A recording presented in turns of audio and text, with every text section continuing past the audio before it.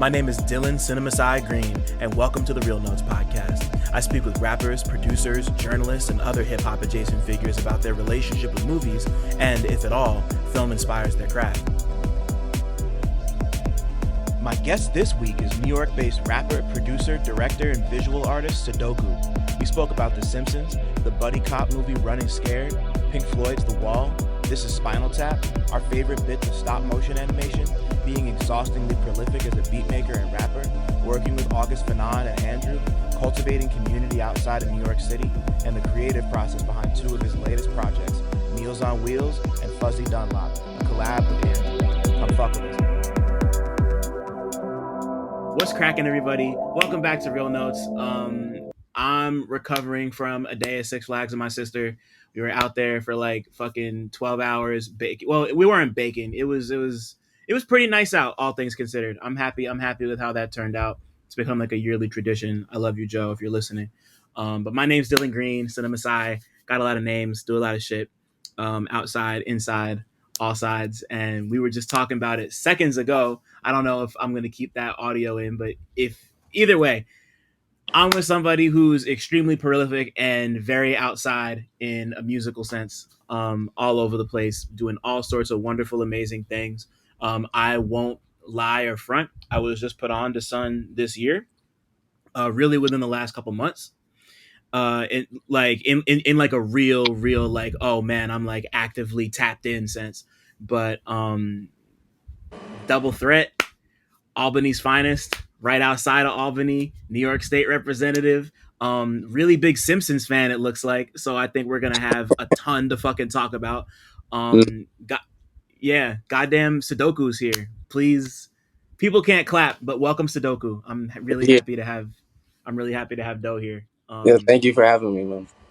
Bro, thank you. Yeah, thank you for coming and thank you for doing this. I just like, yeah, no, I wrote up Meals on Wheels for hearing things, and I was like, yeah, this is somebody I need to keep. Is somebody I need to keep tabs on, and like you put out. I'm counting now. You put out 4 other projects since then. I was just listening to Fuzzy Dunlop. Like shout out to Andrew. Yeah, shout out Andrew. Y'all, yeah, man, like y'all got really cool shit going on. You got really cool shit going on. So thank you for being here. Uh, yeah, this I'm happy because literally this is the one podcast. I'm not a podcast person, and your podcast is like the one that I listen to. Like, That means how could you not? damn, that means so much, bro. Yeah, I'm also not really a podcast person, so it means a lot to hear people say that and just like actually want to hear what's going on and people to talk to. Yeah, just like yeah. I'm like outside of like our circle of people like Free Music and Rap Music Plug and like them and then like a handful of others. Like I don't have like very much appointment podcast listening in my life, so it Mm, means a lot when other people say the same and they come. Yeah, so thank you, bro. no doubt, Honestly. of course.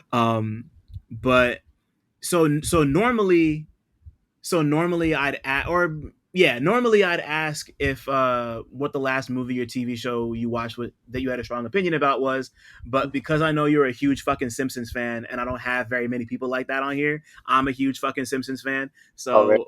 so we need to talk about that. Cool. Talk to me about your relationship with this.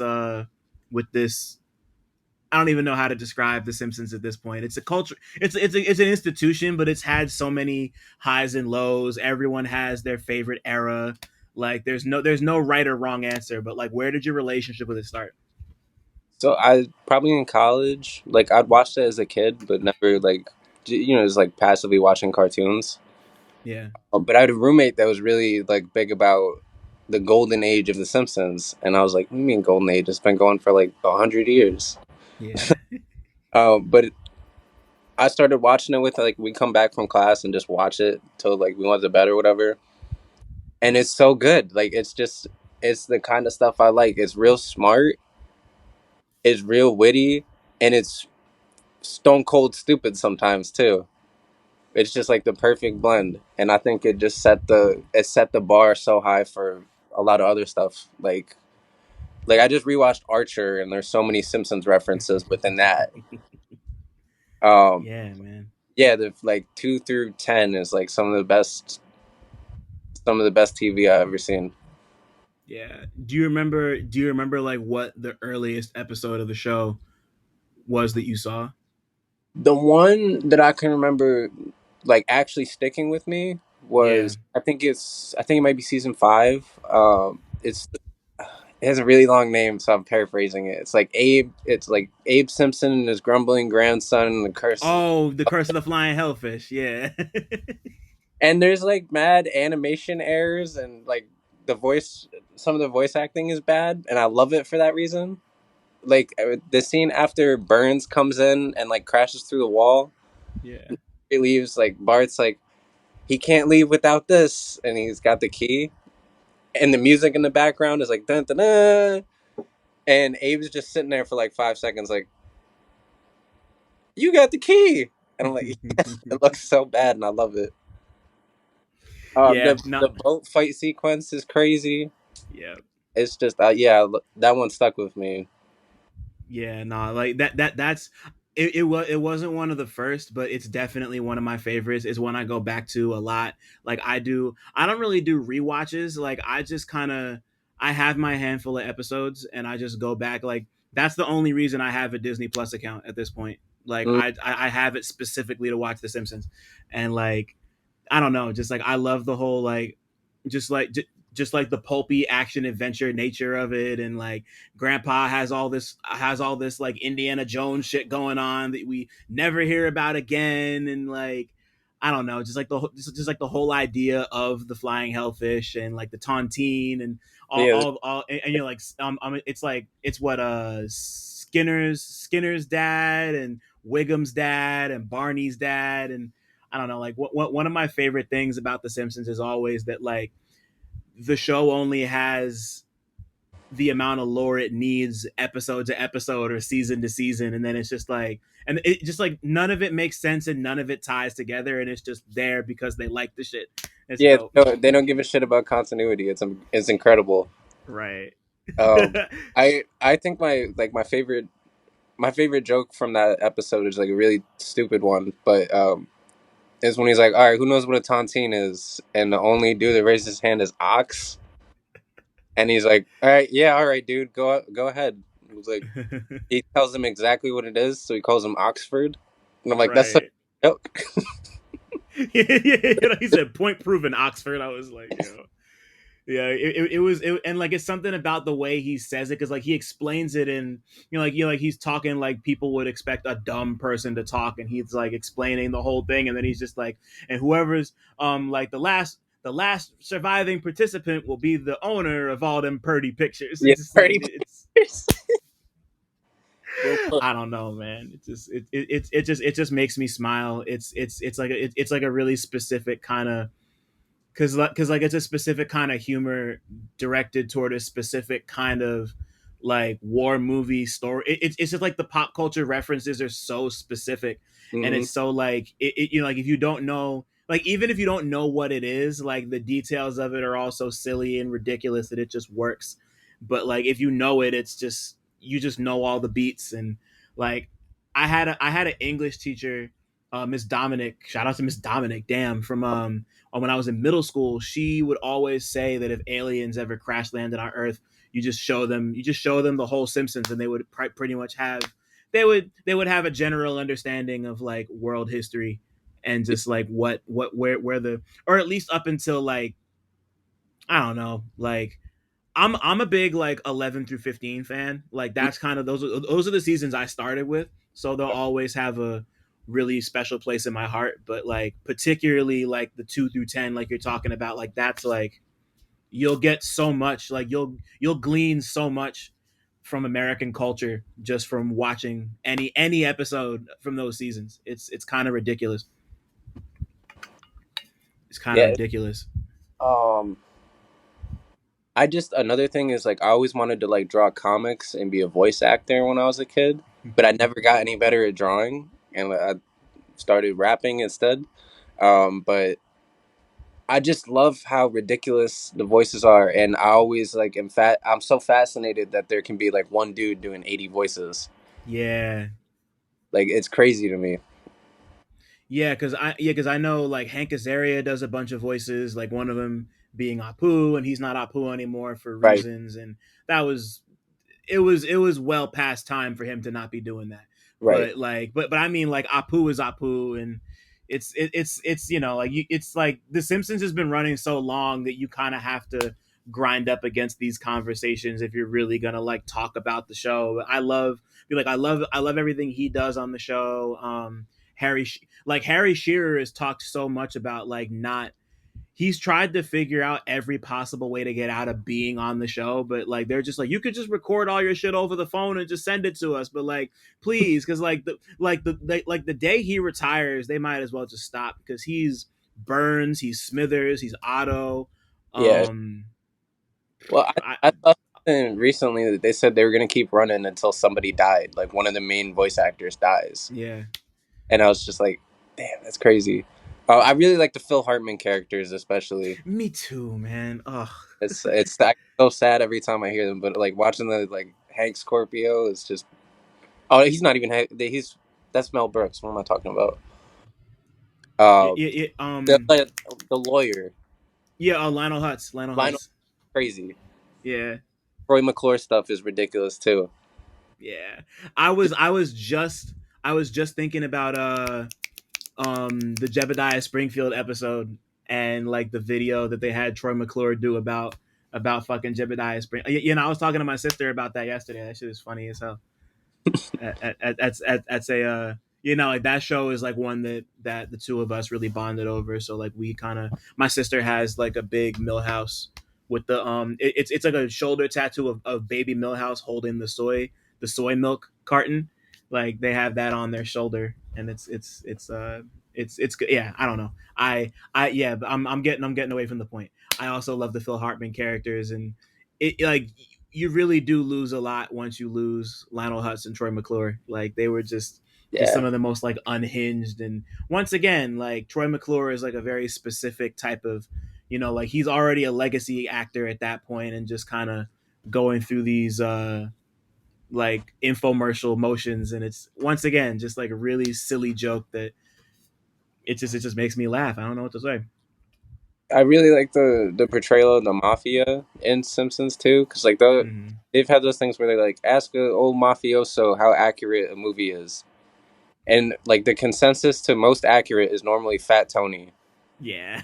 Like they're like that's pretty good actually. Like I'm surprised. Somebody on the writing staff knew a thing or two, or just spent too much time watching Godfather and Casino. Who knows? You know. I'm also always trying to figure out who in the writers' room was making fun of upstate New York all the time. Because like once a season, they're like they'll slip like Albany in there or something. Like Skinner's like, oh, we got a bus trip to Albany. I guess we're not going. Right? Yeah. Or Yeah. like No, the that's the Hams thing yeah. everybody thinks of. But Hmm. there's a bunch of other ones. Like Grandpa Simpson is like he was the handsomest boy in Albany when he was a child. He was voted that. Yeah. Yeah, just a bunch of crazy shit like that. And I'm like, I need to know if it's like Bill Odenkirk or somebody that was like, I want to make fun of this city. Yo, I'm just now remembering. What episode was it? It's where they're watching the show, the police show, and one of the cops is named Homer Simpson, and then they turn him into basically Homer Simpson after the pilot. And Hmm. Homer tries to be smarter and then changes his name to Max Power. But before he does that, he has like the fondue on the nuclear power console, and it wrecks it, and then it's just like there goes Albany, and it just blinks on the floor. Yeah, It's just like what the fuck. Albany into catastrophic nuclear destruction, Yeah. which is crazy. I think there's a nuclear reactor right outside of Albany. No shit. So I'm like, it's a doubly in like Niskayuna, and it's real funny. But I also love that scene because just seeing Albany light up on the map, and I guess Albany's just gone now. Yeah. And like I don't know, like to me, like Lenny is a character that I've really leaned into and appreciated more Yeah. growing up. Just like the vocal performance is always so funny. Everything he says sounds so forced, and like I don't know how to put Lenny into words, but Lenny's just like he's just really funny. He just does something to me. Yeah, I love the I'm not supposed to get X in my eye. That cat for a few seasons. Like, Yeah. throw this at Leonard. I can't. He's a war hero. So let's decorate him. Yeah, I just watched that episode last week. That's so funny. That's Um, it was pudding. He threw a pudding cup at him. He's yeah, like, my eye. I'm not supposed to get pudding in it. yeah. But he couldn't. But he can't hit Carl. Like suddenly Burns is concerned about him throwing it at Carl. He said, "That's Carl, man." Like, yo, I mean, like we could sit here and talk about great moments all day. It just makes me happy because like between like you and like Gary over at Cabbages, who like also I listen to a lot. Shout out to Cabbages, forever. That yeah, I mean like Gary and Jeff are huge Simpsons fans too. So yeah, it's like seeing them dig into that. But like I went to Serenity Now and just having Serenity Now be the having the McBain picture on the cover of him just like crying over. You know, one Yeah, day what'd you say? he's like 1 day from retirement. Yeah, yeah, like it's it's, I it's love that. just That was a no, if you that's put all those little bits together, it forms like an actual short movie. Like there's a whole plot and everything. yeah. No, it's up on YouTube. I've never watched the whole thing front to back, but it makes me smile that somebody figured it out. And it was over what like the first like 2 or 3 or maybe 4 seasons. I don't remember the timeline. Yeah, it was pretty early. Word. Yeah, but like once again, like yeah, I just needed to I needed to section out a bit of this for that because yeah, I never get to talk about it on here. I'm a Simpsons nut. Like anybody who knows me knows I'm a Simpsons nut. So it just just had to we just had to connect there for a second. Loved it. But now I want to know what was the last movie or TV show you watched that you had a strong opinion about. Okay, I watched it. I stayed up too late last night. I watched Run Ronnie Run, and I didn't Wow. like it. I didn't even have like an opinion on it. I was just like, all right, this movie's kind of funny. But I watched Running Scared, uh, Mm-hmm. like buddy cop movie. It's like Gregory Hines and Billy Crystal. Okay, the original one, because Yeah, yeah, I was thinking of something different, but okay, yeah. yeah. There's like I googled it to. I was trying to look at the IMDb, and there's like 6 movies that came up before it. I was like, okay. But I had so many strong opinions about it because I stayed up too late thinking about it because I was like, this movie is terrible. It's really not good. It's like it's a weird mixture of comedy and over the top action, but they don't blend together at all. But Billy Crystal and Gregory Hines' chemistry is just incredible, Mm-hmm. and it's like this terrible movie is happening around them, like riffing. It's really good. Like there's a scene when Gregory Hines is just flipping off a little kid right in his face, and they're just bickering back and forth most of the movie about how Billy Crystal doesn't want to be a cop. He wants to go look at women in bikinis in Key West. And but it's like yeah, like ACAB includes every buddy cop movie, Right, exactly. but I did like that one just for their dynamic chemistry. It was crazy. And like you could say that about pretty much every buddy cop movie. Hmm. Like I'm not gonna list every single one of them, but yeah, like if the chemistry's not there, like why would you even make a movie like that in the first place? So I've never seen Running Scared. I've heard of it. The only like I'm at a point in my life where I'm realizing I first got to know Gregory Hines as like a dancer because Mm, like he's from like that family and they're all entertainers. But in the last couple years, I've realized just how many movies I've seen where he's just been there and I never really noticed.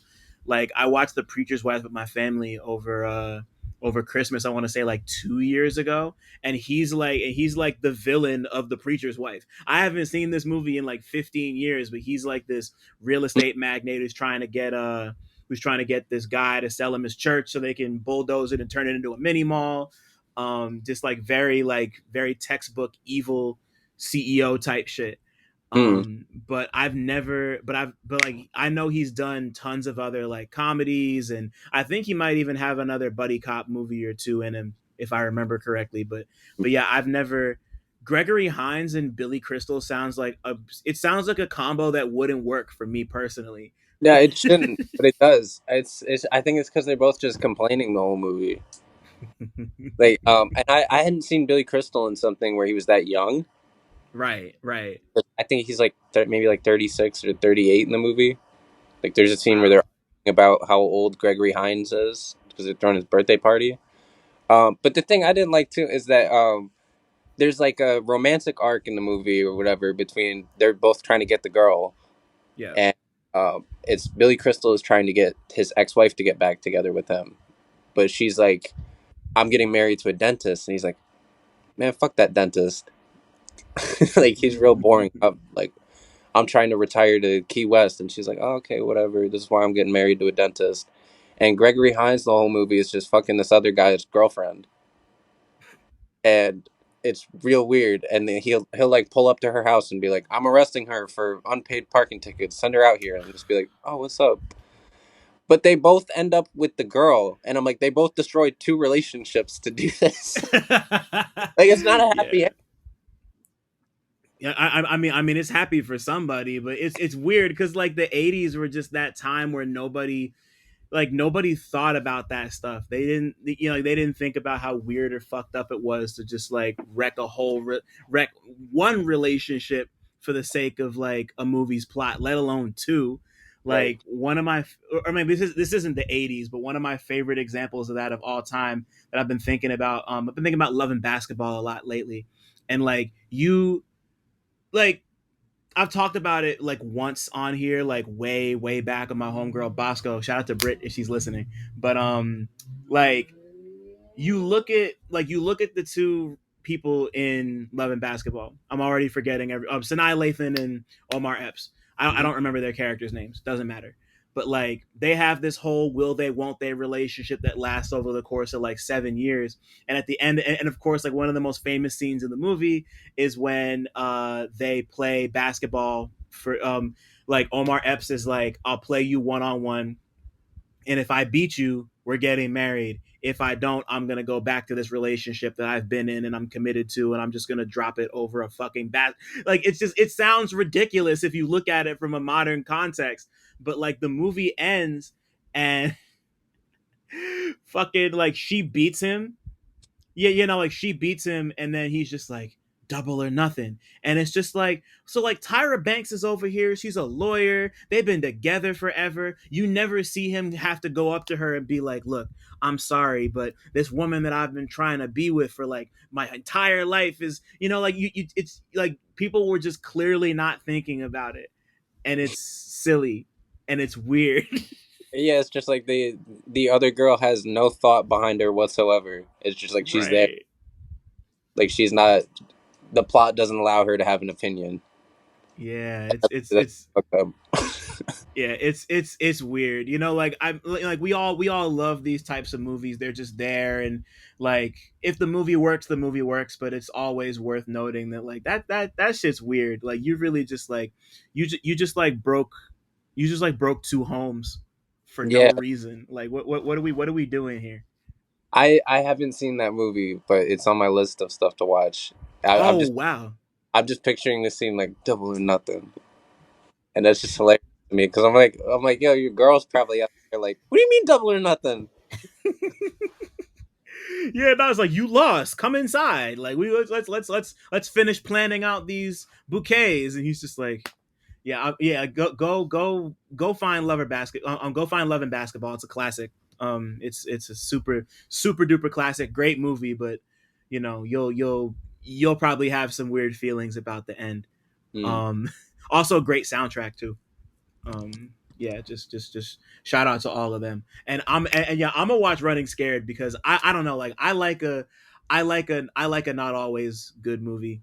Sometimes you just want to watch some shit that is like, I'm obviously not trying to watch stuff that I think is gonna be like a chore or Hmm. boring or like excessively fucked up or like that kind of bad, but I love like a so bad it's good, like this one element's dope but everything else sucks. Let me see how it's like. I love that type of shit. So Right. I love a ridiculous content, however it is. Like I spent a lot of COVID watching Desperate Housewives because it's so ridiculous. I would like watch that and Survivor because I was like, Mhm. man, terrible, but it's really entertaining. Okay, so I gotta know because my mom used to love Desperate Housewives, so I absorbed a bit of it through osmosis. What was it about Desperate Housewives that kept you around? It was how it. Well, it doesn't keep me around for the long haul, but it keeps you for maybe like 4 or 5 seasons because it's so ridiculous. Wow. Just the it's like this quiet little higher upper middle class neighborhood, Wisteria Lane. It's like by the end of a few seasons, there's like mad murders, robberies. Like this is the most high crime area in the world somehow with all these people. And then the thing that made me stop watching it because it's like somebody dies some ridiculous way and then they magically survive. Like there was one, I forget what season finale it is, but a plane crashes in Wisteria Lane, and I was like, all right, I'm good after this. Like there's no way. There's too many crazy characters. I forget the one actor, he played this dude named Orson. Um, I forget his name. He was in a Law and Order where some kid killed his kid, Uh-huh. and he ended up like shooting the kid in the courthouse because he was like, "Oh, I'm so sorry, I killed your son." I know what episode you're talking about. Yeah. But he's That's really crazy. good at that too. But the whole time he's just like everybody's cheating on each other too. It's just I don't know. It's ridiculous. I was just like, what's gonna happen next? I mean, that's part of how like for me that show was Weeds. Like I was really into Weeds because of that stuff and I think I gave it 5 seasons and then I started watching season 6 and I'm like this is garbage and I turned it off. And then things got a little better so I came back to finish it, but I've still never finished season 6. That shit was ass. But like yeah, it's just something about that like slightly upper middle class like suburban intrigue that really that shit had people in a chokehold. Like Desperate Housewives was a really big deal when it was on the air. Yeah, But I like maybe one day I'll finally do the proper deep dive on it just because like I'll get bored or maybe COVID will happen again. Who knows? right. But also, before I forget, yeah, I'm also doubly surprised you haven't seen Love and Basketball because I know you're a big basketball guy too. You I know, say like it's I'm not like a huge movie person. Like I right. have Okay, so my friends will be like, "Oh, you remember this movie?" And I'm like, no, because I more was into like I've watched a lot of shows and less movies, but I've been trying to reverse that in recent. right. But that's why it's been on my list though, because I do love a good basketball movie. Like Blue Chips is a really good movie.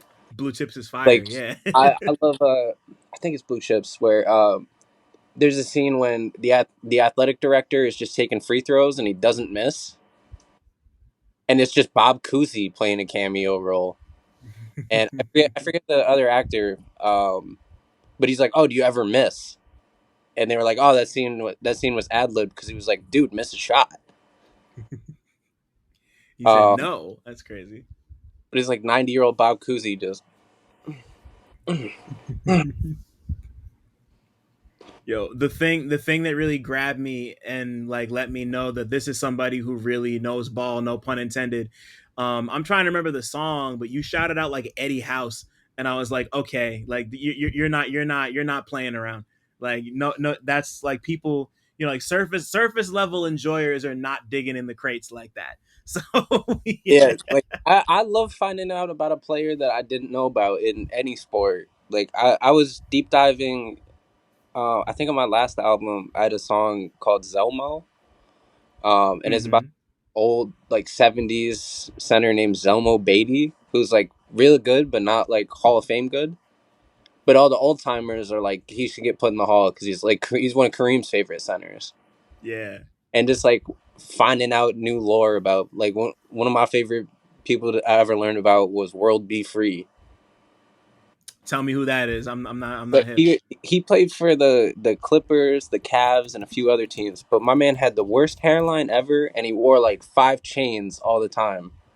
I just found a picture. Wow. Out like behind his head, and he put out like he had a season where he scored like 30 points a game, and he was Wow. crazy, but nobody remembers him. I But I mean, was I mean, like, free. I think his yo. name was like Lloyd Free before that. Hmm. Yeah, yeah, yeah. No, he went Meta World before Meta World did. That's crazy. Yeah. Um, Wow. but I love finding out about stuff like that because I really like history, and I feel like sports and any kind of media is a great way to see like a time capsule of the time or whatever, Oh like yeah. very 70s and very 80s.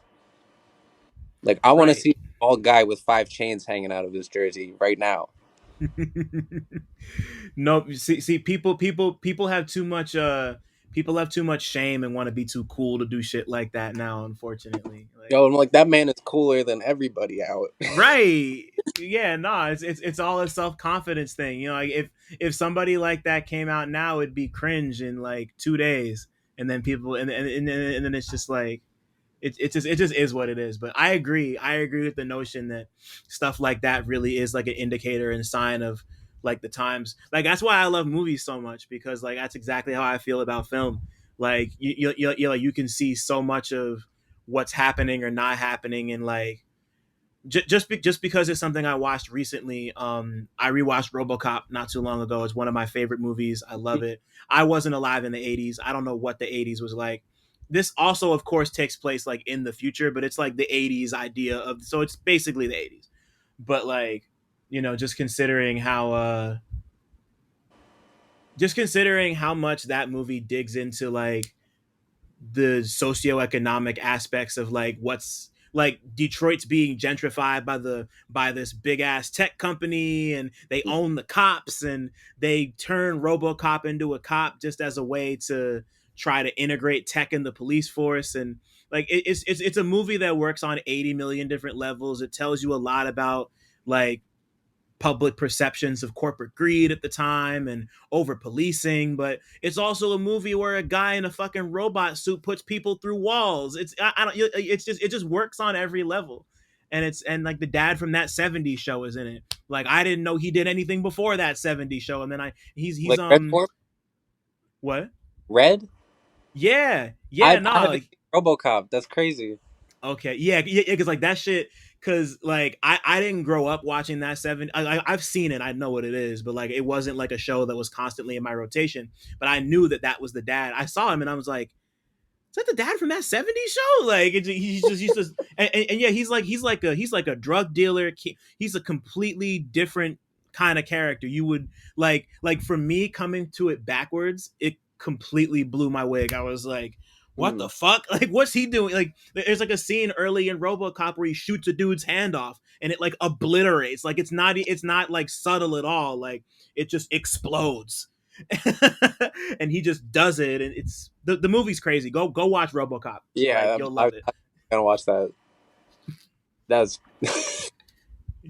Yeah, like and like it's hella like fake commercials in the movie too. That are it's a really like smart. It's a smart movie that's also like it's like it's smart and then like dumb in a smart way, and like a similar way to like The Simpsons. It kind of has some of that DNA in it, I think, but it's more of like an action sci-fi drama than it is a comedy. But it's I can't just go watch RoboCop. It's great. But okay, so now we're at the point where I ask you about your viewing history. What's the first movie experience you can remember having? It could be at the theater, it could be at your cousin's house. Just like first thing that comes to mind.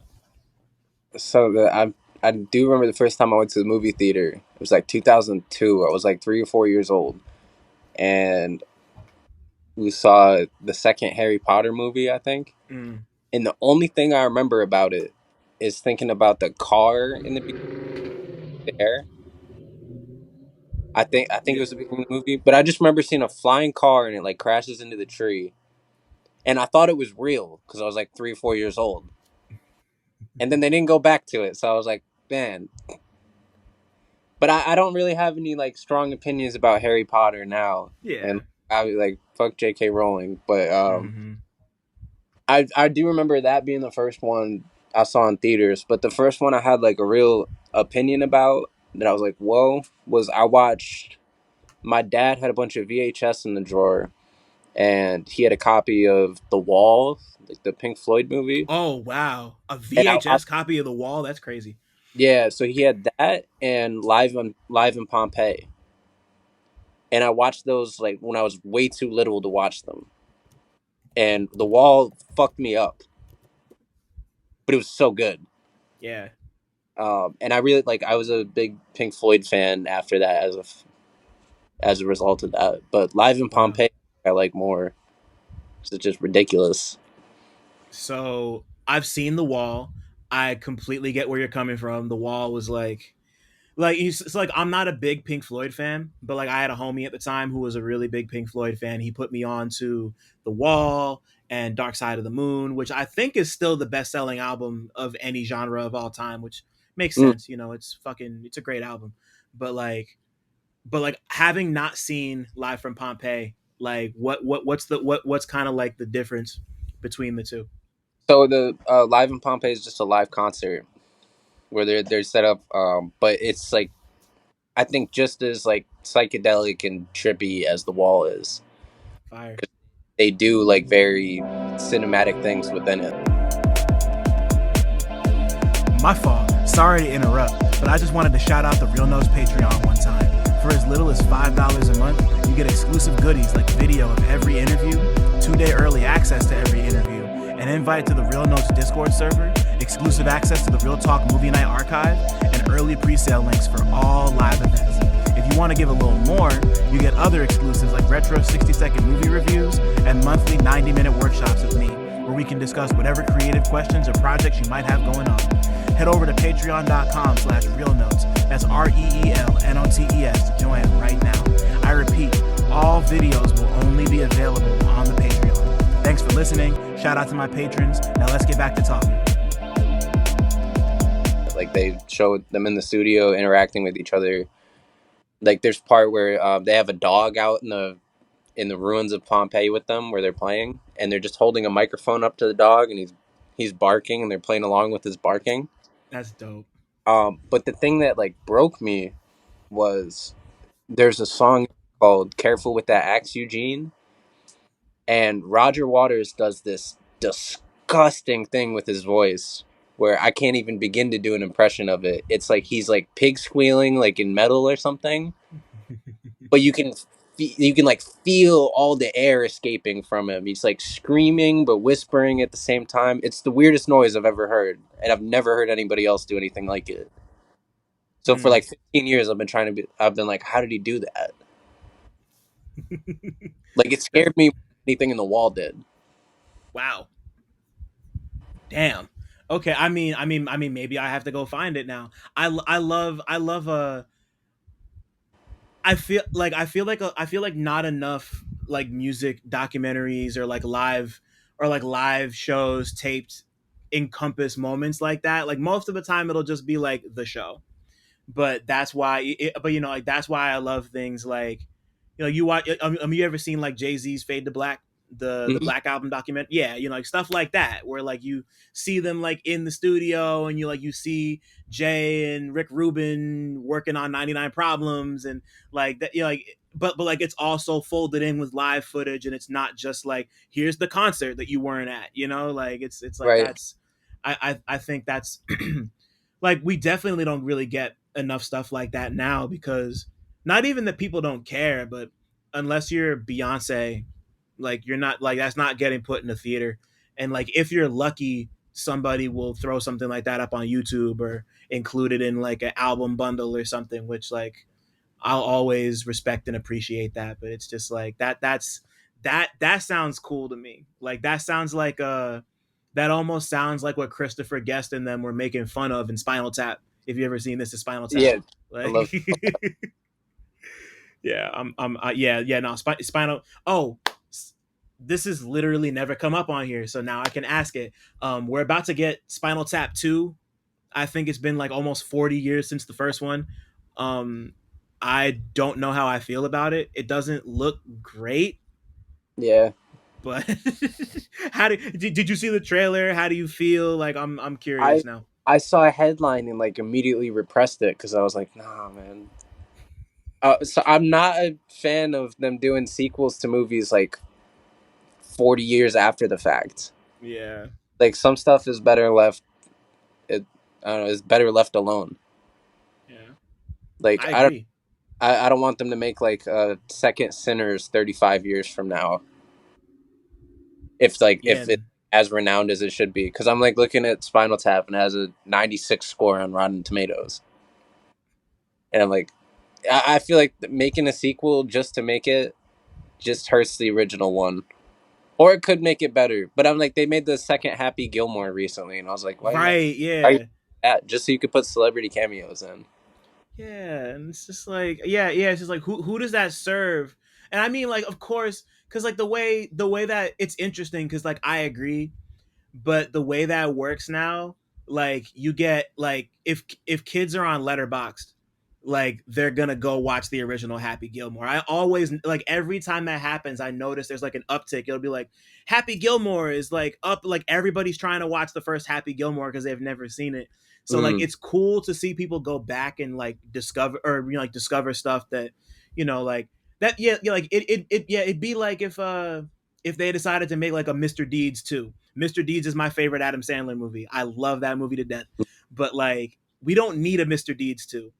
But it'd be dope to just see people be like, "What's Mr. Deeds 1?" It's just it's this double-edged sword that I don't love. And to bring it back to Guest and all his stuff like cuz like I'm a big Christopher Guest fan too, like Waiting for Guffman and Best in Show. Like I love that like semi improvisational, like we have a premise and we just let we let all the actors just riff for mhm. like 2 hours type. Like I love that type of shit. But I just like outside of people going to watch the old Spinal Tap, yeah, it's just like who does that serve but to help Christopher Guest and Jamie Lee Curtis build another extension on their house? Like I'm Right. cool. I, I'm I hope I hope it just makes people watch the first one because the first one's just gold. yeah. Uh, but it with the subject matter of it too. Like I haven't seen the trailer, so I haven't seen what they look like now. But I don't want to like if I'm not going to see like a '80s metal band like on the reunion tour right now because I don't want to see them. Yeah. Like I heard the album. Like I don't want to see the 75-year-old dude playing the music. Like I saw the video of Iggy Pop recently, and I was like, that's cool, but I also felt bad. I was like, I'm glad he's still out there, but I was like, man, it's kind of sad. Yeah. Uh, but yeah, I don't know. I hope it's better than I'm expecting it to be. I probably will watch it now because now it's like buzzing around my brain. Yeah. It's just there, I get it. Um, I mean, you already kind of answered this before, but I wanted to dig into it a bit more. But I usually follow that up with like, what's the capital M movie for you? Like something that really stopped you in your tracks Mm, and was something that really connected in like an emotional, artistic, or spiritual way. Maybe like just yeah, I think I really like this. It's like a Frank Zappa movie from the '80s called The Amazing. What is it? The Amazing Mr. Bickford. ooh yeah, There's like five of them. Like he did Baby Snakes for Zappa, but it's just a bunch of claymation and like short cell animation. And I've never seen anybody capture emotion through clay before. mm, And I just felt so much. Like there's a scene when it's like it's supposed to be this like savages versus the cowboys thing, and like that kind of trope. But it's like you watch the cowboys getting fucked up by the dudes, and like one dude's like dying thing is like he just throws a knife at one of the cowboys and gets him right in the chest, and he was able to capture like the palpable look of fear and like oh shit in like stop motion clay animation. damn, And I was like, that's insane, and everything that he made just like melted into something. But that's probably the one that I was like, I couldn't. I like things that I like can't understand after I watch them, and that made me yeah, want to learn as much as I could about. claymation. That's so dope. I mean, like, a I've never seen this. It sounds amazing. It sounds like right up my alley. I love that type of stuff. I had no idea. I had no idea Frank Zappa made a movie. So like, first off, like that's dope. But yeah, like I'm looking into this now, and I see that it was only ever released on VHS. They Hmm. never put it out on DVD. Like like things find their ways onto YouTube. Like how did you watch this? Like, did you I just like saw it on find it YouTube. online? Okay, yeah. I saw like a 3 second clip of like one of those clay scenes, and I was like, "What is that?" And I spent like mm, hours looking for it. that's And dope. like Wow. I'm a big Zappa fan. I never even heard of that before. That's hard. Yeah, like I love stuff like that that'll just like crack your brain open, and then you just like you have a new obsession, and you're just like, and Right, like even when it comes to somebody that you already fuck with and you didn't know they were on a different type of time, and it's just like, oh, like they did this too, and you grow to appreciate them even more because it's just like exactly. like creative expression knows no bounds type shit. It was just so cool for me too when I like read about it. Cause I'm like, Frank Zappa really just paid this dude to sit in a room for a few years and just go. Like, it's incredible. That shit is That's so also why hard. you gotta pay artists because that's one of like nobody else could have done that. Right. So I mean, like this just reminded me because I watched it for the first time earlier this year. There's this claymation movie called Mad God that came out in 2021. It was made by a guy named Phil Tippett, who's this like really renowned. He's kind of known as being one of like the best claymation artists on planet Earth. He Hmm. spent how long did this movie take to make? I think they said it took him like 30 years or some crazy shit to put this movie together, like all by himself. And he puts the whole movie together, and it came out in 2021. And it's this it's this story about this guy in a gas mask who's just walking across the wasteland, and it's just got some of like the weirdest, grossest, surreal imagery you've ever seen, and it's all created by hand by this one person. Like, oh, like claymation already takes hella long to put together when you have a whole team, so it's just one person meticulously doing scene by scene by scene over like a couple decades. And like Yeah, it was yeah. I watch this. This looks crazy. That just, It but it's the same thing with Mr. Bigfoot too. Like he did all of it himself. right, Like that one that man. shit is That's incredible. Now I'm just looking at yeah. this one thumbnail of it. This disgusting looking creature, and I'm fascinated. Yeah, it's like the shit monster or something, right? Yeah, Yeah. That's what I assume. I don't know what that thing's supposed to be, but when I saw it, I was like, oh, that's a shit monster. got like Like, actual teeth in it. It's crazy. You ever watch Jack Stauber's videos? no, never. So he started working with Adult Swim. He does this thing. I think he calls it micropop. So he's a musician too, but Yeah. he does like he would release a video like every day in like 2017 to like right up till about COVID. Then he started working with Adult Swim doing, and he does all his animation in Microsoft Paint or Claymation. Oh shit. Real crazy. But he has a couple songs of his went like super viral on TikTok. And after that happened, he just like disappeared. Like nobody knows what he's doing. Like he has a Patreon that he updates sometimes, but he's like, hasn't put out content in years now. Wow. But his stuff, like his claymation, is really crazy too. That's Like dope. you said, I'm what? sorry. I'm sorry. I didn't mean to cut you off. I'm sorry. No, you good. You can cut me off. I oh yeah, no. I was just gonna say like send me some send me something. Like Oh, I'm no doubt. interested in that. Yeah. It That's was yeah. funny. Yeah. I learned I was like super early to him too, because one of my roommates in college he's from Erie, Pennsylvania, Mm. and they were in the same scene together. So there's like a picture on my roommate's Facebook of Jack Stauber like singing, like cradling her head and singing a show tune or something.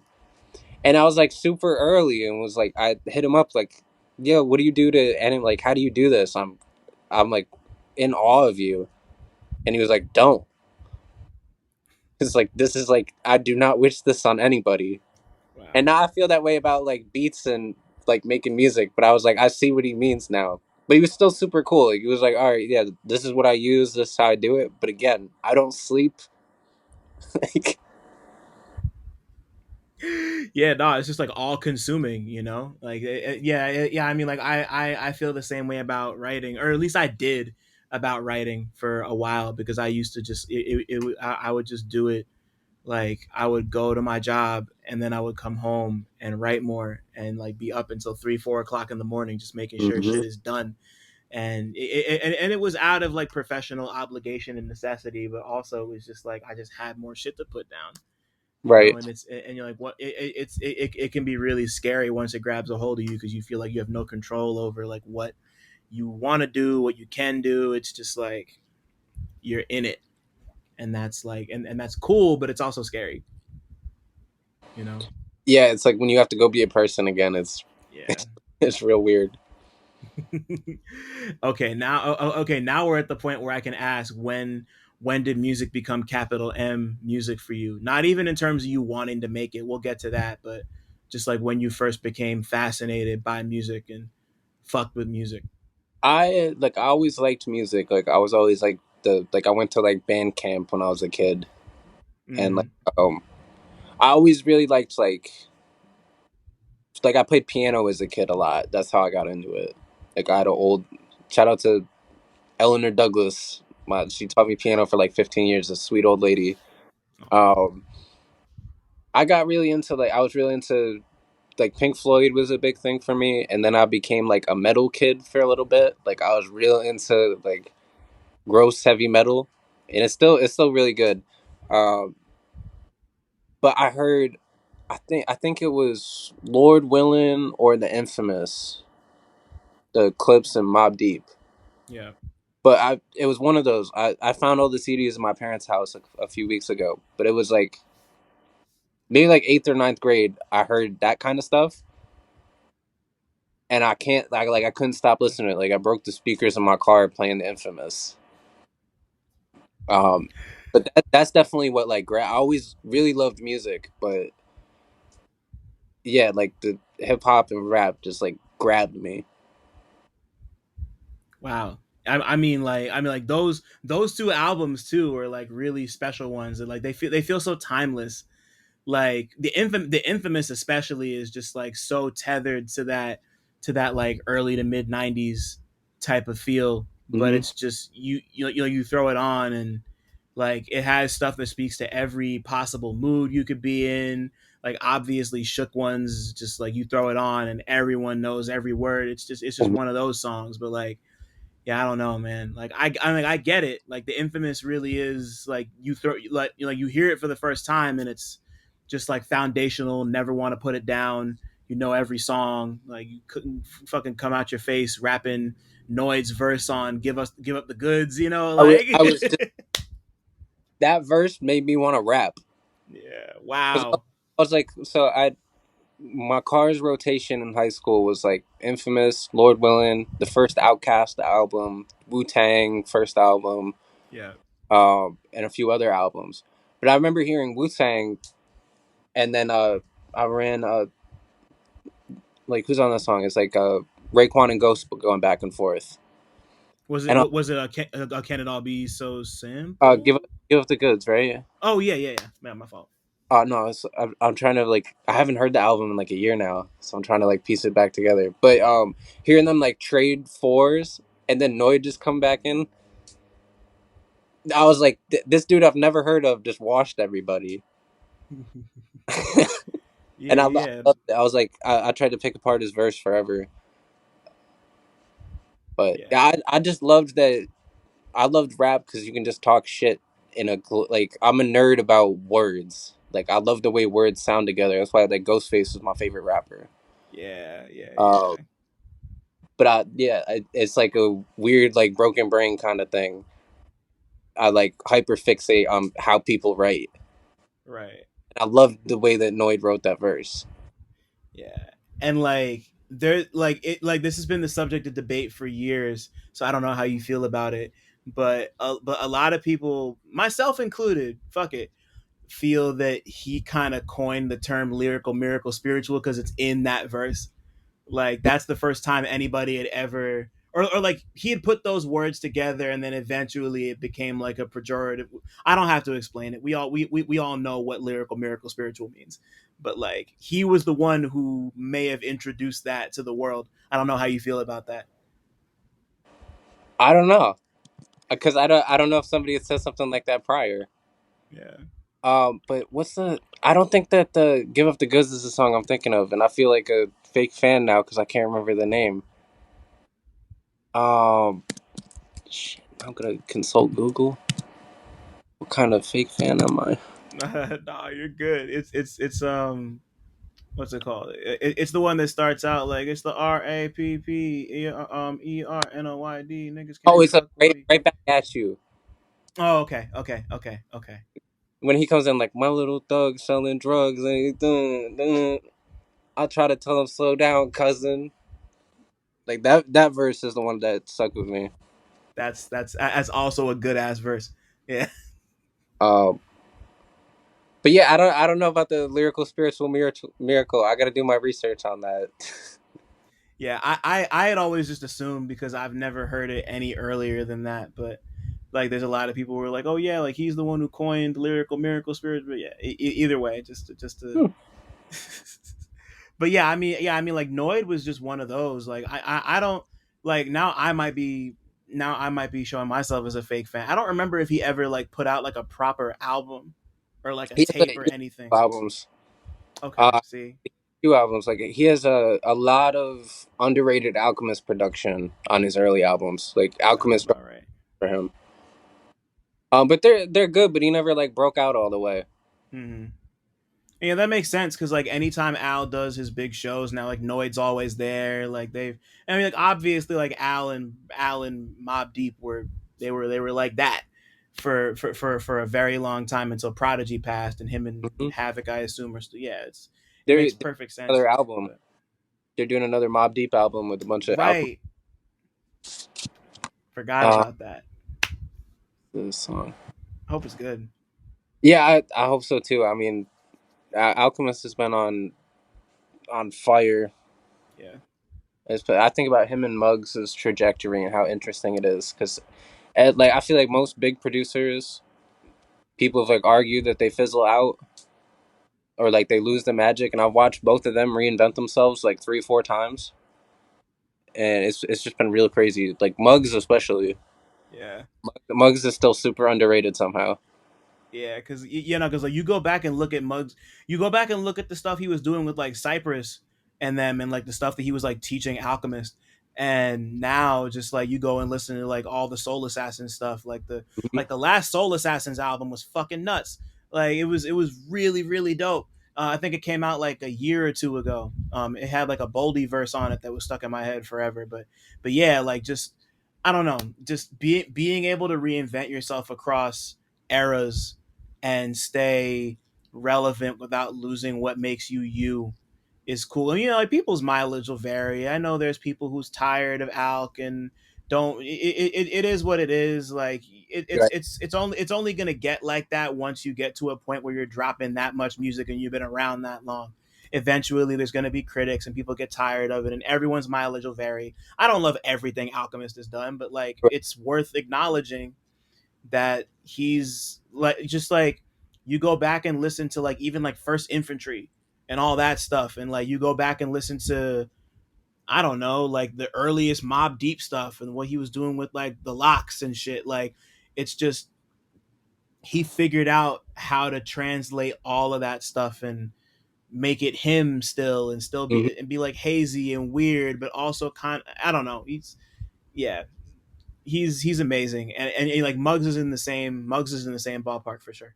The Muggs trajectory for me was crazy because like I'm like, how do you go from producing Jump Around to like doing a whole album with like Al Divino or somebody? Yeah, And it's like both are just insane. Uh, yeah, that's always inspiring. Yeah, That, no, it makes sense. Yeah, no, it makes sense to me. Like yeah, just it's like it just shows that we're at a point where you can be where like you can still be doing this in a meaningful way in like 20, 30 years and not have to be like, oh, am I too old? Am I too old to make beats? Like, am I too right. old to rap? Like, nah, bro. Like, yeah, no, like Alchemist just got off tour with Erica Badu. Like, do what you want. Like, you Exactly. know. But when did you know that music was going to become more than just a hobby for you? Like, I knew because I went to college for music completely mm, out of spite. Uh, my band, I really liked like I played like classical percussion, so I played like the marimba and shit, and like snare drum and all that regular percussion stuff. oh wow. And my band teacher didn't like me for some reason, and my mom called the school a lot to like complain about him. So I think that like he definitely was felt some type of way, but he showed a lot of favoritism towards his own children who were younger. So it was like a Uh huh. yeah, like whatever. But I remember I was like real excited because I was like, am I gonna go to school for social work or am I gonna do music? And he said like you should probably just go for the former because like you're not gonna be able to do it. And I was like, all right, watch this.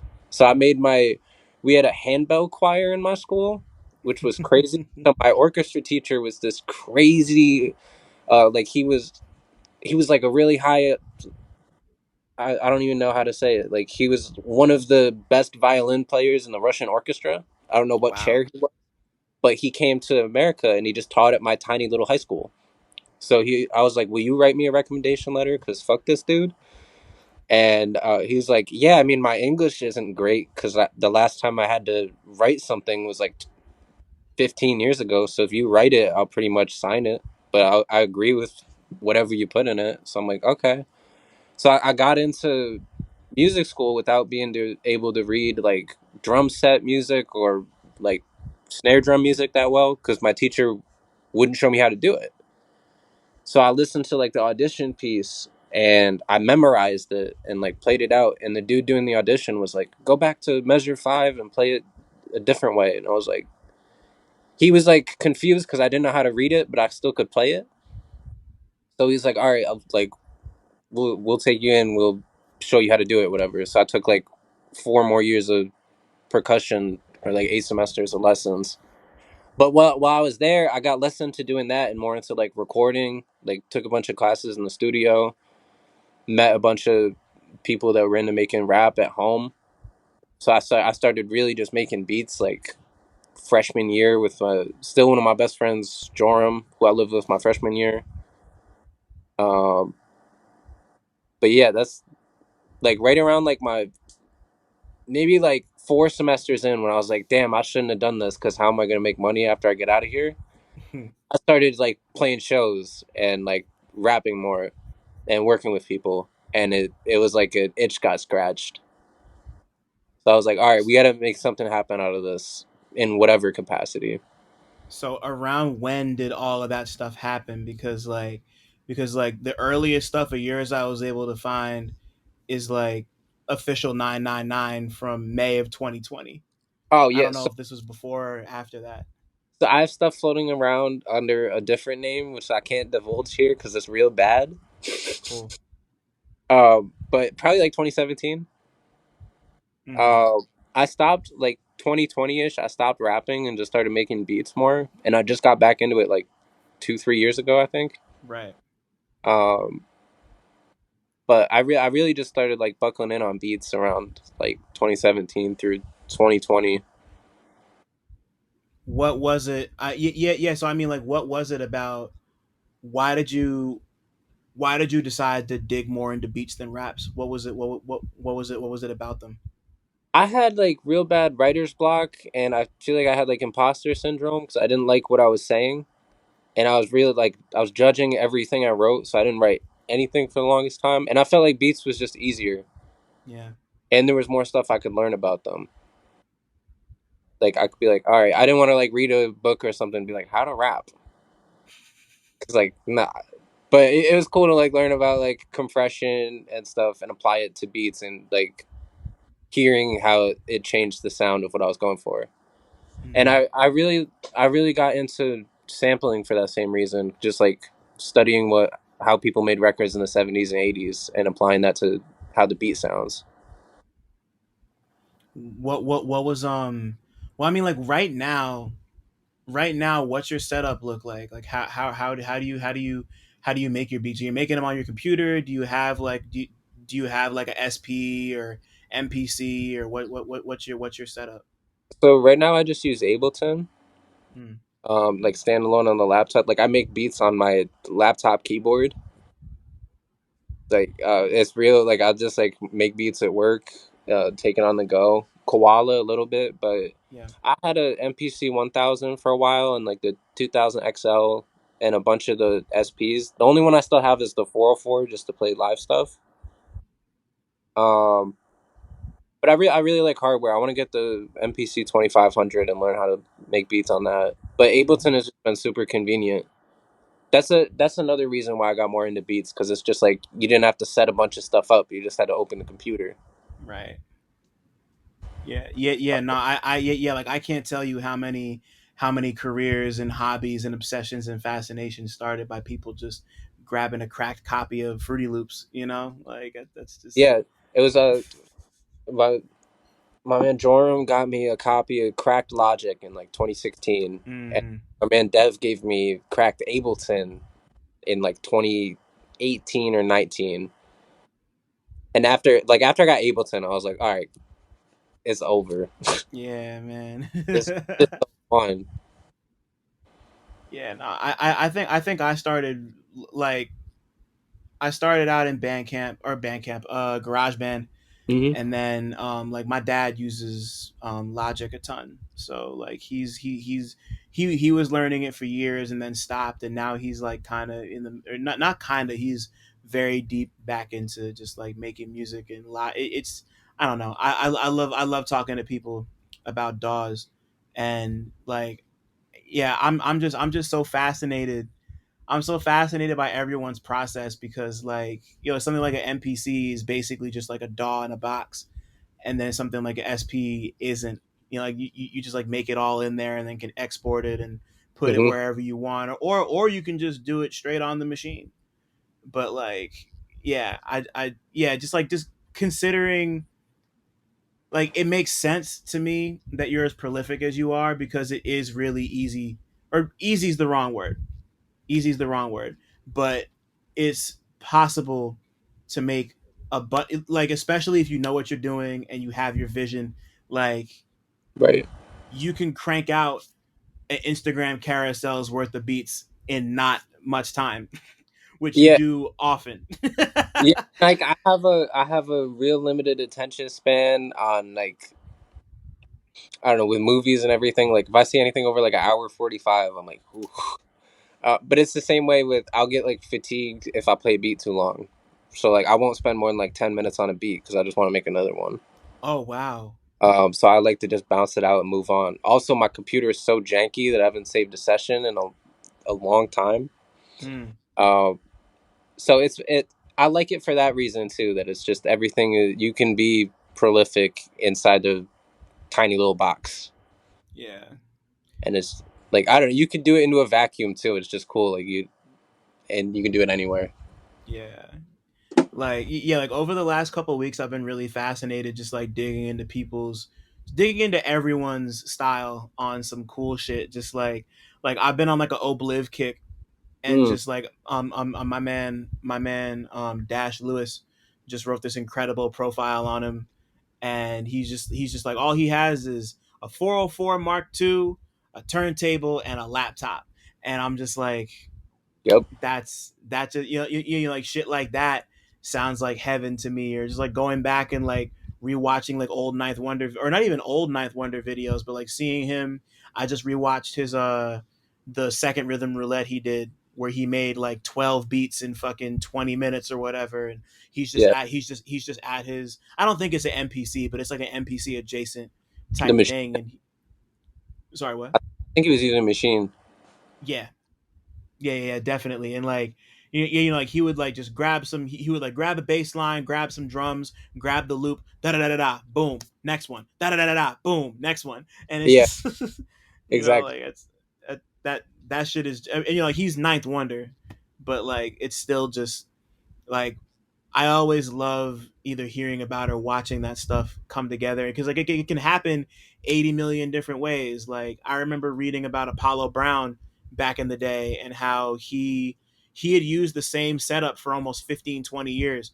It was just these like waterlogged busted speakers that like he had to use the computer a specific way in order for it to He, do what it needed to do, and he's he, was make, upgraded his thing. Yeah, he was making beats on like Audacity.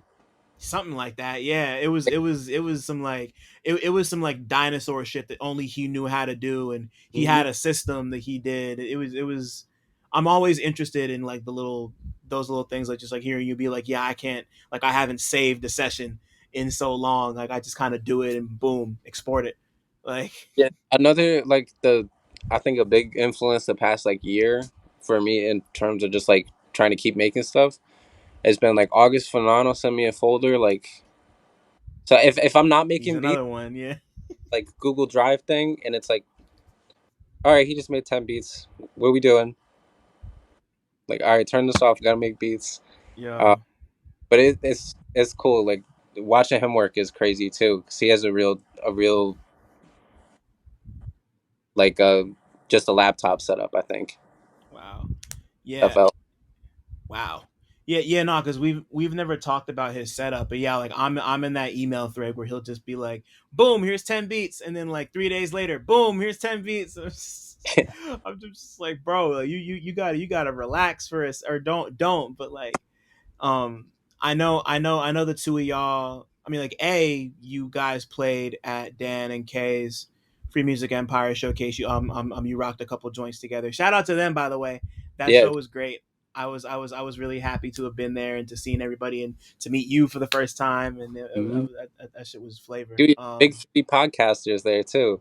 Yeah, man. Of- Yeah, we like it was weird to like look at all four of us and be like, damn, like it's just like me, Rohan, Dan, and Kay all in the same mhm. place. Like, when is this ever gonna happen again? Like, Right. That's why I was like, if I wasn't gonna be on that show for a little bit, I was still gonna go. Because I was right. like, this is a moment in history. Yeah, truly. Like Like, crazy. and I was so happy to be there and to see you rock your couple joints. But I didn't realize that you and Fanon, I didn't realize how close y'all were because I saw you were at the Ka thing together too. So like, what like talk to me about your relationship with Fanon and like how long y'all have known each other and just like that chemistry there, because that's really cool to me. So I met him at I went to this master class thing that child actor and him did in Bridgeport. Mm, So I pulled up to that because I was like, that was another thing. I was like, that's like a 3.5 hour drive for me or something. But I was like, I gotta see that. Like when is something like that gonna happen again?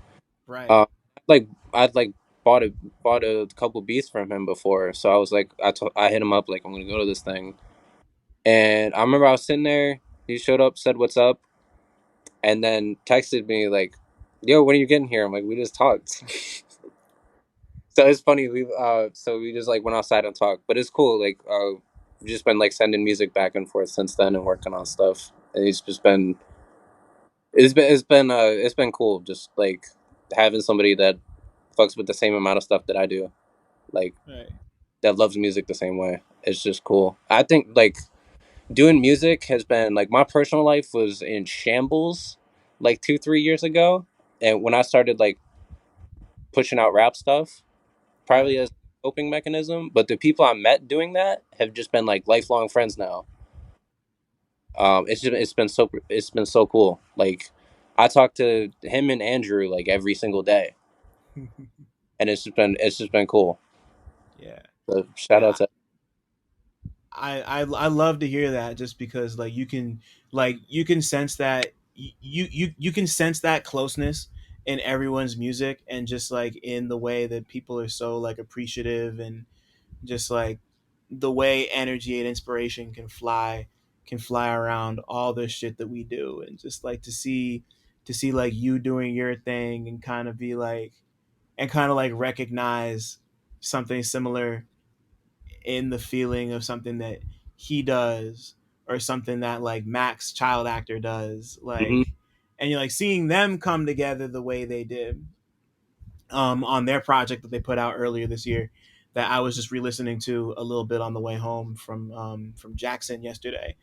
Like, I don't know, it's like just considering, and like it's also super fascinating to me that like all of this happened around the time you started rapping again anyway, Hmm. because like when I was writing about Meals on Wheels, I went and dug through I went and dug through your whole discog, and I realized like, oh, like the raps start here, like basically in 2022, maybe like early 2023. And like we don't have to get too deep into whatever was happening there, but like once you started rap, like what, well, not what brought you back, because you already said what brought you back, but how did it feel to be back at rapping again after a couple years? Like, did you feel, was the gunk out the pipes at that point? Yeah, it was cool. Like, I just stopped caring about what other people would think about it and just tried to make stuff that I would like. Um, like I made an album called, like I have like a demo album, and then I did an album called Glad You're Here, Yep. and that's the first thing I like actually worked on, and I hate it now because I'm trying to figure out what I sound like, and I feel like I don't know what I sound like on that album, and like last year I kind of like clicked, like all right, this is how I want stuff to sound. Um, but it was cool, like putting stuff on physicals and seeing people react about it, and like people hitting me up and telling me it was cool. It was validating. The album I made after that was like what set it off though, because I was like, okay, this is cool. Like I had a breakup and just started making music. Um, so that was, I don't know. It's been a good friend to me. Just being able to like sit in the house and listen back to stuff. Right. I don't know. Which project was that? The one that came after your breakup? Oh, it was called Crack Kills, Okay. Okay. and it was Yeah. like I would take a lot of like long walks, and there's a this graffiti right outside my house, like 2 minutes down. Like there's a bike path behind my house, so I would Mm-hmm. walk like 2 minutes down the bike path, and you'd see this thing. I was like, "Crack kills." So I took a picture of that and like made a collage, but it was cool. Um, I don't love that album either, but it was the one that I was like, "All right, we're gonna like put everything into this now, Right. or whatever." And yeah, nah, like you made, that's what, like 4, 8, 12, 16, 20. You've made 32 projects since then. Yeah, I just counted. You've made literally 32 projects since then. So, yeah. I mean, I had with what was going on in my life, I wanted to like find an escape from things, and so music became that. So I've just started like pushing out projects, and I've realized that that's not healthy. So I'm mm, trying to like still put a lot of stuff out, but at a rate that's like, I still want to get out and do things. yeah. Um, so it's been like eight, like what do you say, 8 projects. That's the slow. It's been kind of slow this year. Hmm. But I feel like that's fast enough. Like I don't have to Yeah. go any faster than that. Yeah, no, like yeah, like that. It, you haven't put this many out exactly, but like it's basically amounts to like an album a month, which I think is, I think that's a good rate. If you're gonna go that fast, that's definitely I like that's definitely a good rate. and about like building with other people. Like making an album Mm, with Andrew was so cool. right. Cause and shout out to The Wire for inspiring that album. Cause we were like, what are we gonna make an album about? And we were like, we gotta do something with the. Cause I talked to him for like, he made a Wire reference, and I was like, did you just make a Wire reference? Mm, And we just started like riffing back and forth on our favorite quotes from it. We was like, yeah, let's just do an album about The Wire, and like calling it Fuzzy Dunlop was just funny. yeah. Uh, and then hearing Great. like Curly Castro say Fuzzy Dunlop on the Shrapnel record was real funny. Yeah. yeah. Nah, like that. Like I was gonna ask about that one next specifically because that's a it's a great name and like of course the Wire reference. It just feels like a if yeah like it felt like the perfect thing to call like a duo or like a collab project. So I'm happy you landed. I'm happy you landed on that one. And also, yeah, shout out to Castro for the reference because yeah, all three of those Shrapnel records are crazy, but that Yeah, one is that's I haven't stopped playing it since it came out. I love Armature. It's my favorite of the three. So it's just I also I just want to put it out there that Dash wrote the amazing article about it too. The yeah, triple best. he's Dash is one of those man. We don't. I feel like people don't appreciate him the way they should, but he's nasty with it, and I love seeing him kind of hit a crazy stride over at Bandcamp. So shout out to him too. Yeah, for real. But tell me more.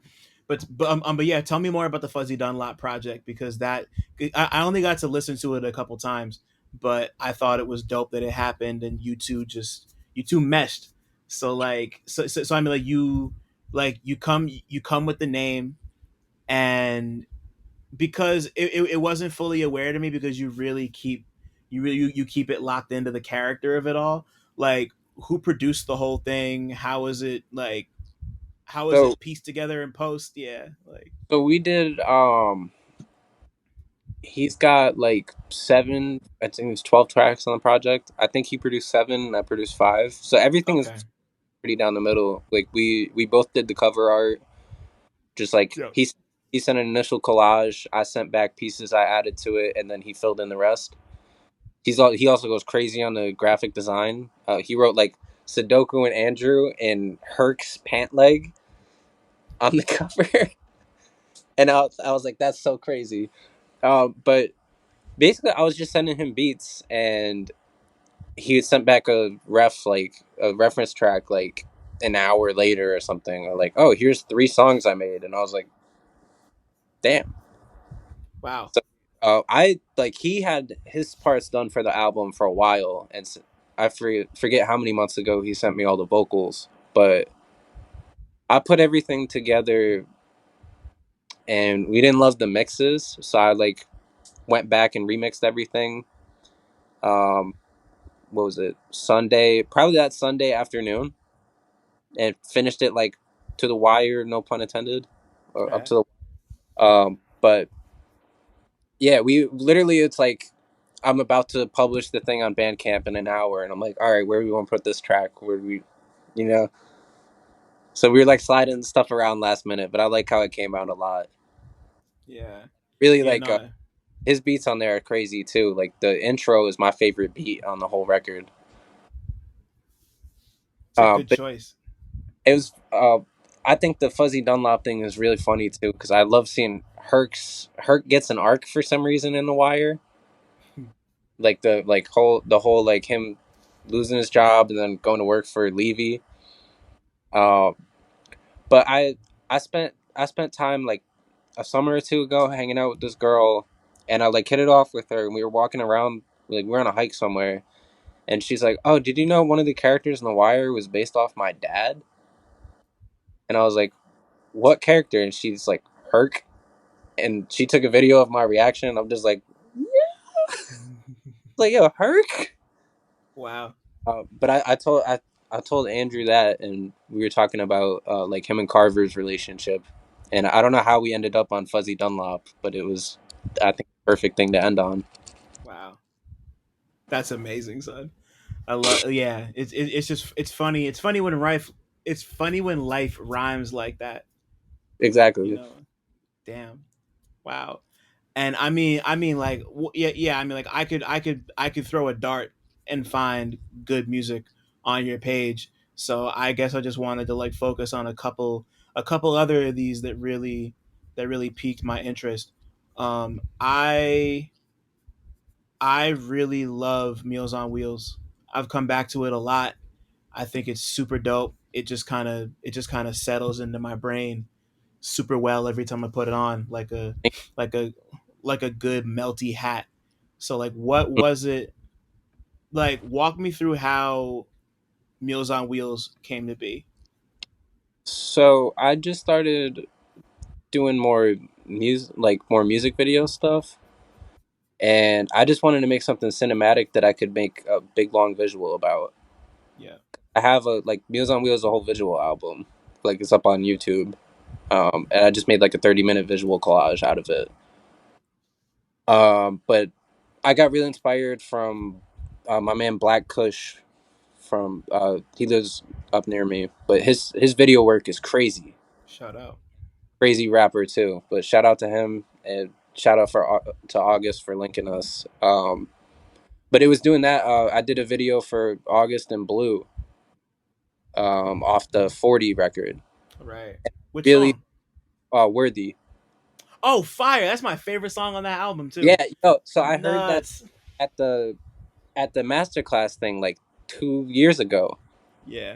maybe 3 years ago at this point. But I remember I heard that beat and I was like, "No, this is crazy." And then August sent me the record and I was like, "Man, it's still my favorite song." And he was like, "You want to do one? You want to do a video for this?" And I was like, "Yes."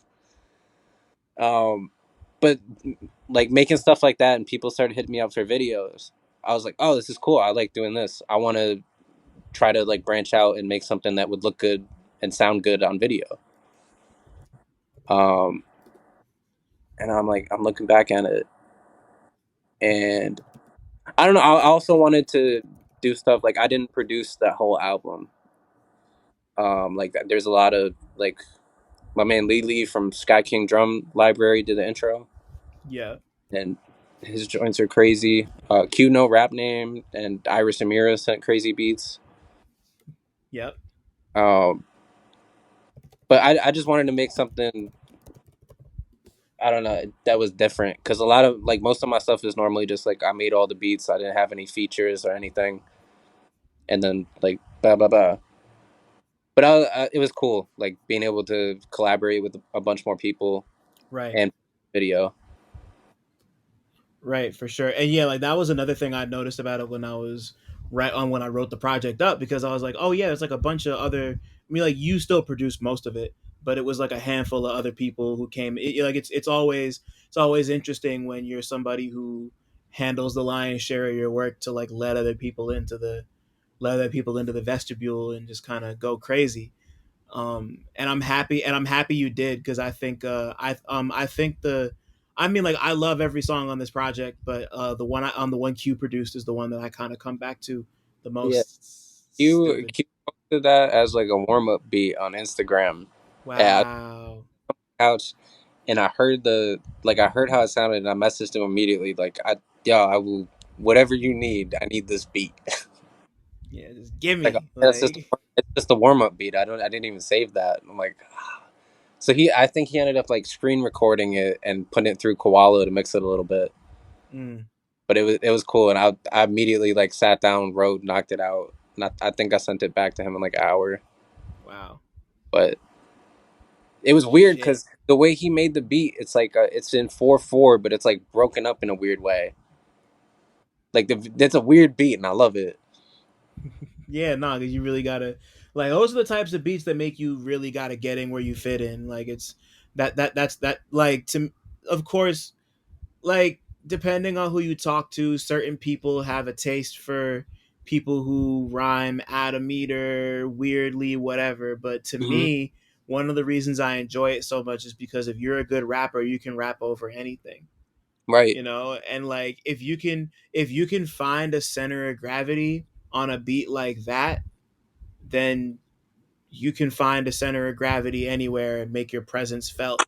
You know, right. so it's and you're like you did it, like you made it work. It sounds interesting. It sounds dope. You know, like you've got like and yeah, just like your writing style, I feel like is kind of suited to that type of stuff too, because like you're still and you're like you're still rapping in meter. You're not like necessarily playing with it like Hmm. in that way, but you found where you needed to stand to make it sound good, and you're just talking shit, and it sounds dope. You know? Yeah, It's cool. I like doing like it's like doing a brain teaser once in a while. Like you gotta yeah, keep sharpening the sword. Like I remember when I was making "Glad You Were Here," I cut a song off the album because I was like, I got like dissuaded from doing it. 'Cause I had Doof on the record, Shout and out to Doof. the dude, uh, the first beat I sent him was like a beat in like 7/4, Hmm. and he was like, "Yeah, this beat is cool, but how? What?" So I was like, "All right, I'll send you a better beat." So I got like I really love when people do. That's another reason I got back into writing too, because I was like, oh, when is that? It might be off Race Music by Arm& and Hammer.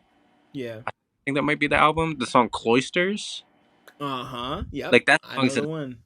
just like a snare roll, and like that beat was so crazy to me, and that they both could do such versatile things over it.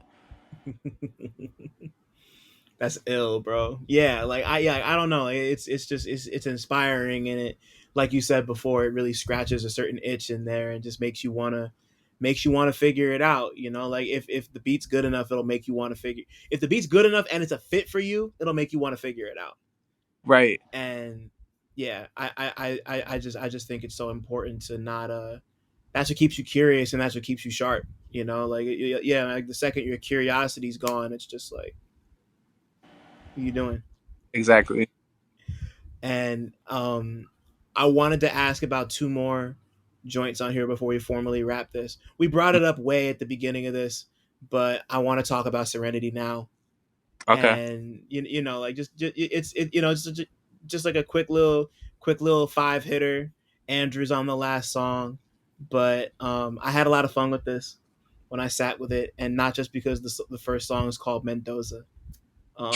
But like, but yeah, like, what was it? What was it about? Talk to me about putting together Serenity now. So honestly, I threw that together in like I might have did those songs in like 2 days. I was building an album. Was what ended up being whatever the next album, probably Harold. Yeah. So Yeah. like it was supposed to be how Harold started, and I wanted to do this thing with Serenity Now from like Frank Costanza. So I'm just going Serenity because I've been doing that at work for the past like 3 months now, just yelling Serenity Now.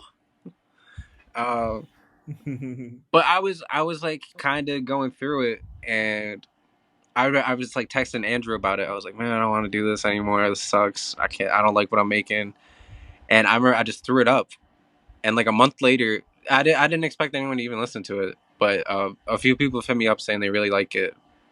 But it was like basically the first 5 tracks were supposed to be the start of Harold, and I couldn't find the next song, so I was like, man, fuck this, and threw it up.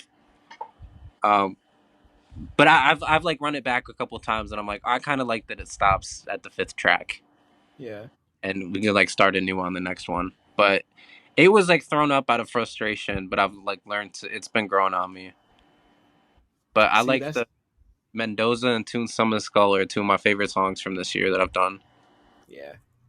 I'd agree with that. Though, yeah, no, those are like real wonky. They're real wonky and fun, and I'm a big sucker for wonky and fun. You know, and like now that I never thought about it before, but now that you mention it, it makes perfect sense that this would be like a prelude to the stuff you did on Harold, because you know, Mm-hmm. like Harold is just this, but turned up like 5 or 6 notches, which you know, like you know, you figured it out, but like the music was able to live its own life over here, and people still fuck with it. Like that's such a humbling thing when you like make a thing and it's like, oh, this is just some like you think to yourself like, damn, I don't know if I did this right. This doesn't Right, feel good, but it's done because like sometimes shit just needs to be done. You just got to turn it in, right. and That's then that's kind of how I felt about finishing Fuzzy Dunlop too, because yeah, like the last thing Andrew sent me after, I was like, it's out, and he was like, cool. The 3 people that listen to both of our music are gonna love this, and so it's been cool because people have been tapping in and like and buying the record. So it's been cool to see because I'm like, look, we have more than. I was like, we got yeah. 4 people now.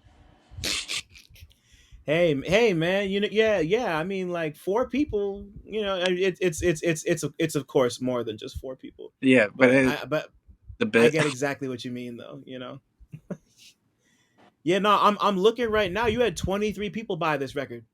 Okay, that's cool. Yeah, nah, yeah. I'm what? A shout out to those people. Shout out to them good people on some Retchy P shit.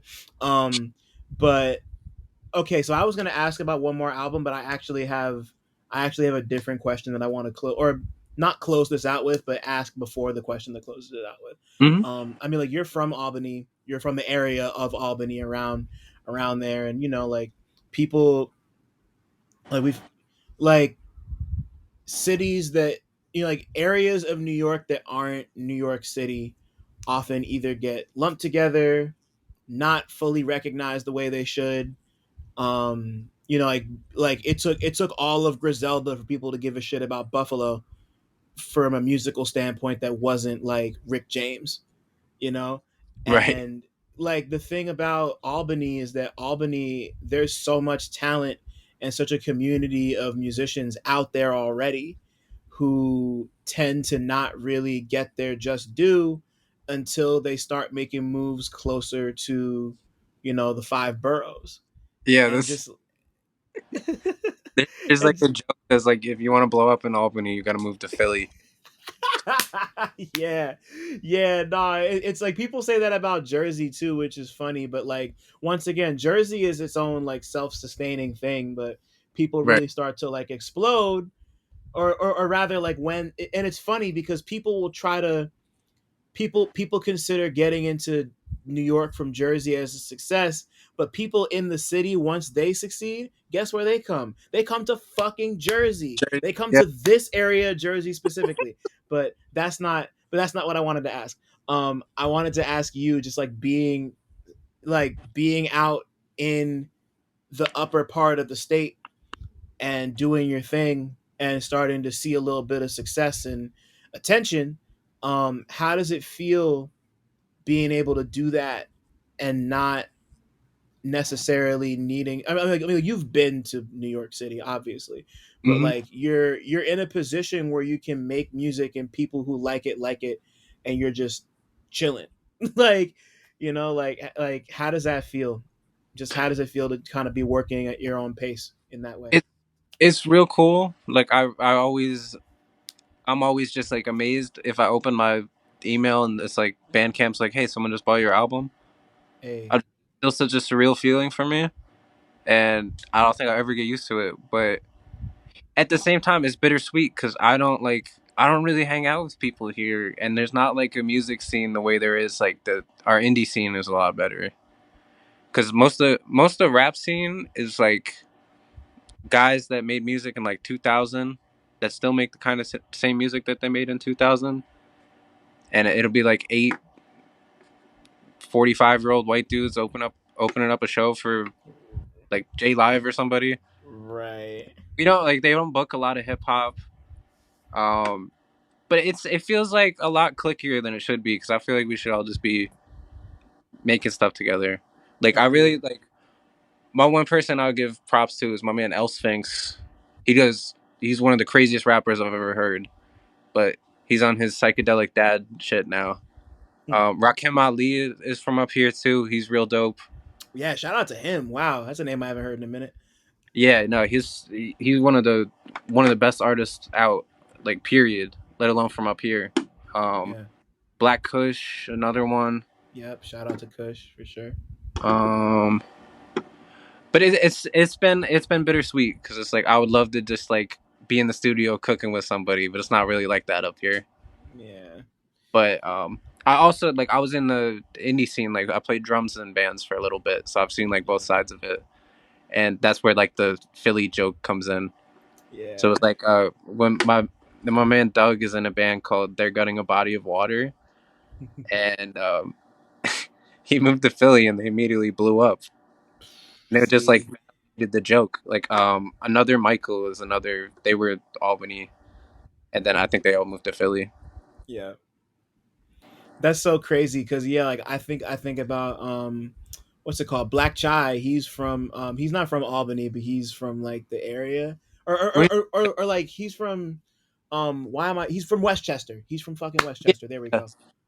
But like he moved down to Philly and then like him and No Clue did I mean, like he joined up with No Clue and 98 Preem and everybody down there, and then like right after that was when he started to get more. So he had already been out of Philly, but it was like right after he left Philly, things really started to take off. So Yeah, I mean, like you're just it's all proving to be true. You know, you had one with that one, son.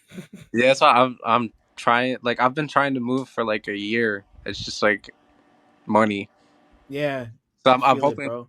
to, like make more money and find a place to stay down closer to the city, if not in the city. But Right. that's why I like the Albany as a train station. It's like 3 hours on the train, so it's nothing to go down there. Yeah, yeah, no, it's yeah, it's I mean like I'm like I know how crazy train costs can get, but yeah, just like like it's at least accessible in some small way, Like like that. Poughkeepsie is like an hour from me, or like an Yeah, hour. okay, I'll hop the what is it, the metro from there for like $20, so it's pretty yeah, good. that's not bad.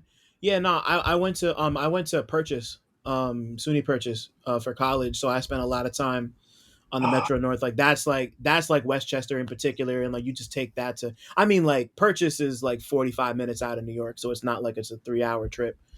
But like as somebody who practically lives on the Long Island Railroad, I spend a lot of time on there because my lady lives up in Patchogue, like at the okay, tip of Long Island. So I'm yeah, like I'm between there, New York, and Jersey a lot. So like as somebody who spends a lot of time, like I spend like hour and a half on the train. Like I get it. I get where it's just like you get into that flow state, and then you look up and it's like, oh yeah, we're in New York. Fuck it.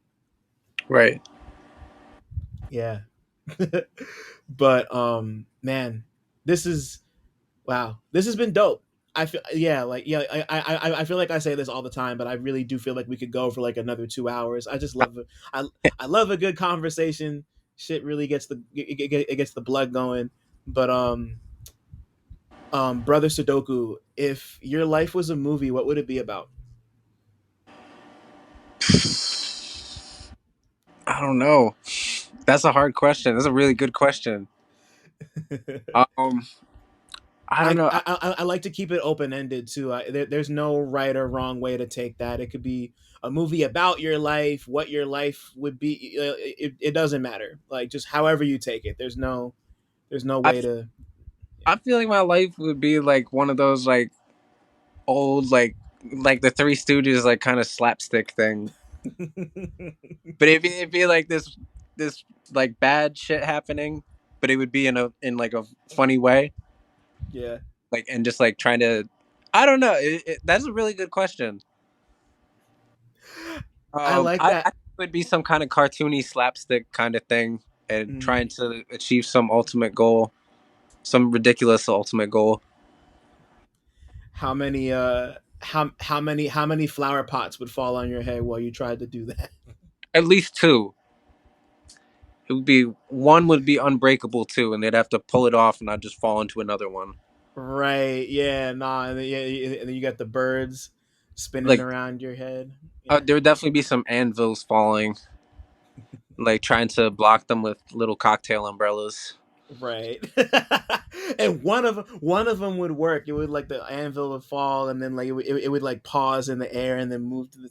I love slapstick and cartoon physics, But then it man. would break the It's cliff.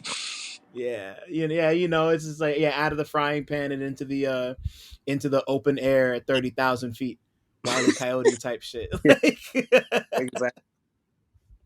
Yes, Yeah, I don't know. It probably I don't know where the movie would go outside of that, but maybe that would be the fun in it. I Be mean, yeah, a movie like I'm a movie about what? about nothing. Yeah, fuck it. I mean, like you like Jackass? Yeah, It's like it would basically just be that. Like I was once again was just thinking about that last night. I love those movies. I think they're great. I love Knoxville and that whole gang. But like, just think about the fact that like that movie is literally nothing but it's 90 minutes of skits. There's no plot. There's nothing tying it all together. It's just these guys hurting each other, hurting themselves, pranking people. It's just that.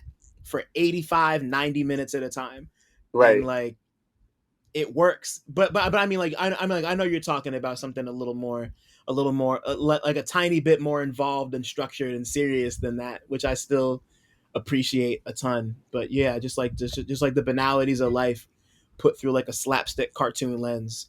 Like that's what I think my life would be if it was a movie. So yeah, I Yeah, so respect that. I'm literally gonna be thinking about that question the rest of the day. You need to Good question. give me your answer when you get a chance because I want to hear it more developed. Of course. Um, but son, thank you so much. This was great. Thank you. Oh man, Thank you so much. oh I man, my damn yeah. cast either. Like this is the second one. Like Dano was the first one. Dano and Kay is the first one I ever did. So I always feel real nervous doing these, but I appreciate you for being a warm person to talk to and very easy to talk to. Oh man, that's yeah. Like yeah. I mean, like you made it easy. You know, it's I'm just I'm happy to be in that lineage. I know Dan and Kay set you up great too. And yeah, nah, man, like you're making shit people need to know more about, and whatever small role my corner of the internet can, put you wherever. I'm here to do that. So thank you for taking the time, man.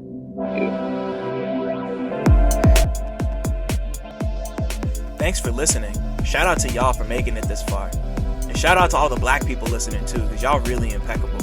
Don't forget to like, subscribe, and tell a friend to come through next time. 1.